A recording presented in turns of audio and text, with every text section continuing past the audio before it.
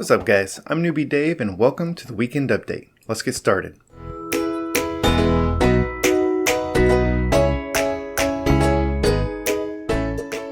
So how's it going y'all? So as I've mentioned before, between episodes I'll do some work, and last week I was getting a lot of crops and selling them to my farmer villagers to get lots and lots of emeralds, and I don't know what mistake I made, but during one of my trips I came back to this. All of my villagers are gone. There's just zombie villagers in there. I think I accidentally left the door open and maybe like a drown got in or something and just wiped them all out. And so I'm very sad about this. Now I did not kill any of the zombie villagers. There's only 4 in there. I'm guessing that they ended up killing the other villagers. I don't know. But yeah, we need to fix this. So we've got 2 options. One, we can just go in and kill the zombies and go find a village and bring in some more villagers and basically just start over. But we've done that. That's how we started this thing. So I want to do something different. We're going to take the humanitarian approach and we're actually going to try to cure these guys. Now to cure a zombie villager, you need a potion of weakness and a golden apple. We've already got some golden apples, so that one's easy. So now we need to make some potions of weakness. Weakness potions are made by using fermented spider eye, and to make a fermented spider eye, you can probably see on my potion machine over there, fermented spider eye is one of the things that is missing. I haven't made any of those yet. And so to make a fermented spider eye, you need a spider eye, a mushroom, and sugar. Now this is why I haven't made any yet. I only have 2 brown mushrooms, and I think I got these relatively recently, like maybe from the nether or something. And I don't want to use up all my mushrooms because they're kind of a pain to get. They only grow in certain biomes, and the fact that I only have 2 right now kind of illustrates how they're not really hard to get. I don't run across them very often. So the point is I don't want to use them all up. So we are going to go ahead and grow some more mushrooms. Now mushrooms are a little bit of a pain to grow because unlike most crops, they need to grow below a certain light level rather than above a certain light level. And they also grow very slowly, and I don't want to sit around and wait for these things to grow naturally. So what we're going to do is we are going to force a giant mushroom to grow, and then we can harvest that and get lots more mushrooms from it. It won't be like an automatic farm or anything, it's just a way to quickly grow more mushrooms. So like I said, mushrooms have to grow below a certain light level, and they're not going to grow during the daytime. But if you plant them on podzol, mycelium, or nylium, then you can grow them in the daytime or at any light level. So I think what I want to do, I need to find an area that is 7 by 7, so it can't be too close to any of these trees.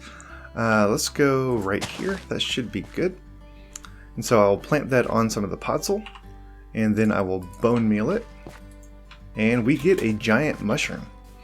Now we use an axe to harvest this thing. Oh no, my axe has silk touch, so we can't use that one. I guess we'll just break these by hand. It'll take a little bit longer, but we need to actually break the blocks.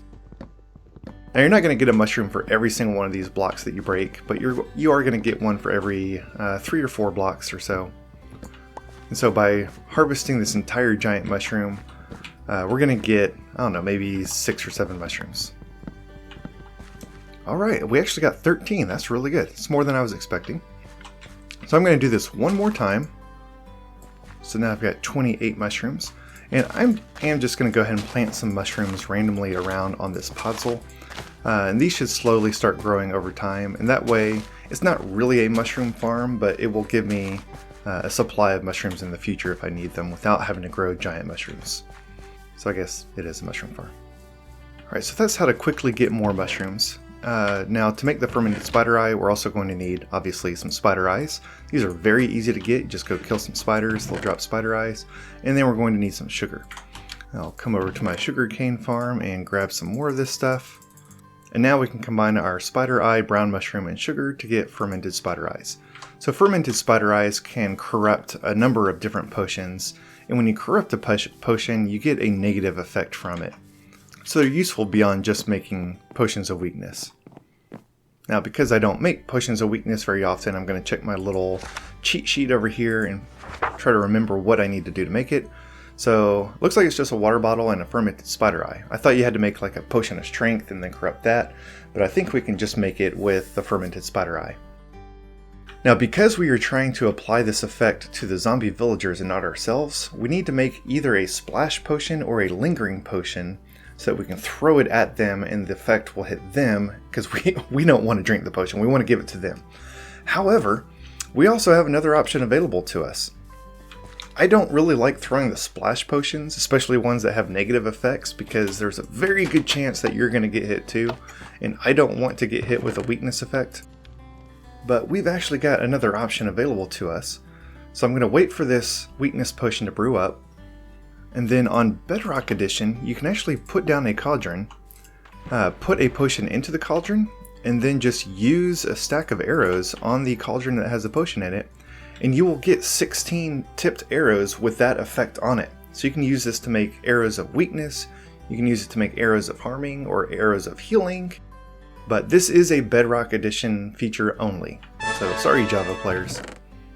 So I'm actually going to use arrows of weakness rather than splash potions, but I don't want to use my really hefty super bow, because that's actually going to kill them, and I don't want to kill them, I'm trying to cure them.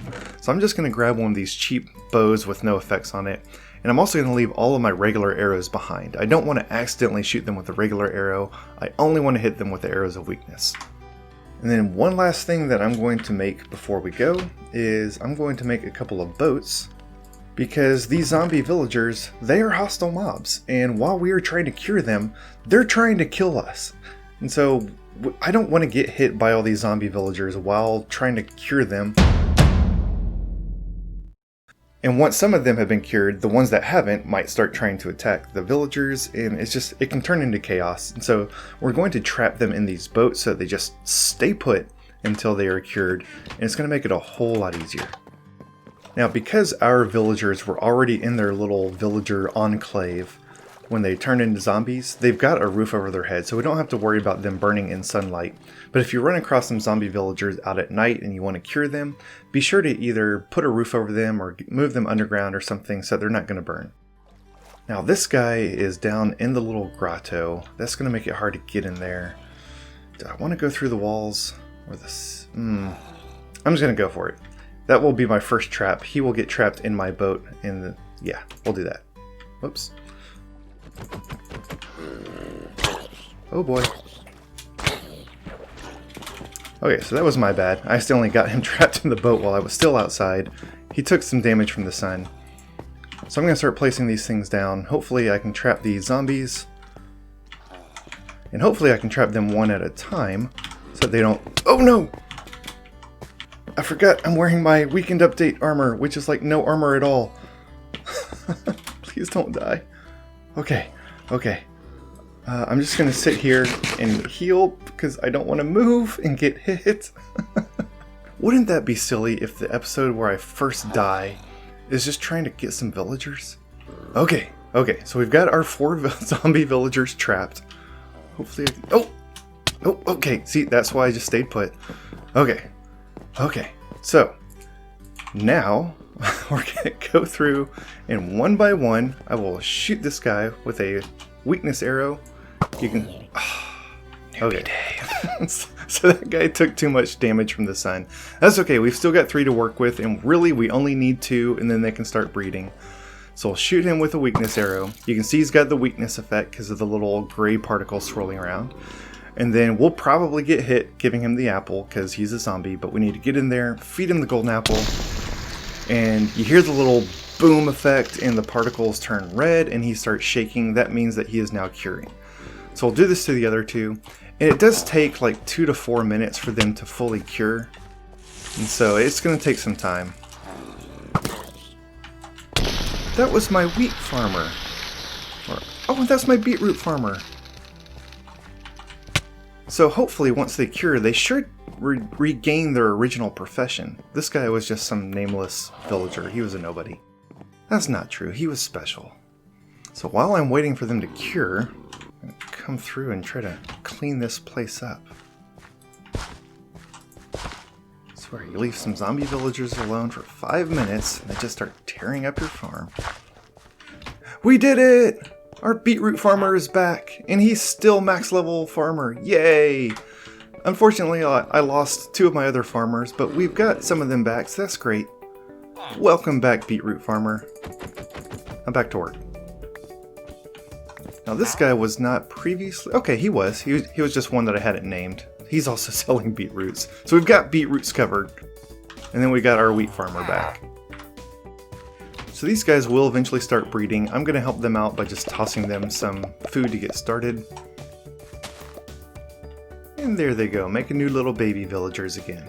So eventually this thing will fill back up. We'll have our villager farm back up and running. And it may not have been faster, but it was certainly more fun and a little bit easier than going out and finding villagers and bringing them back and filling this thing up the old way.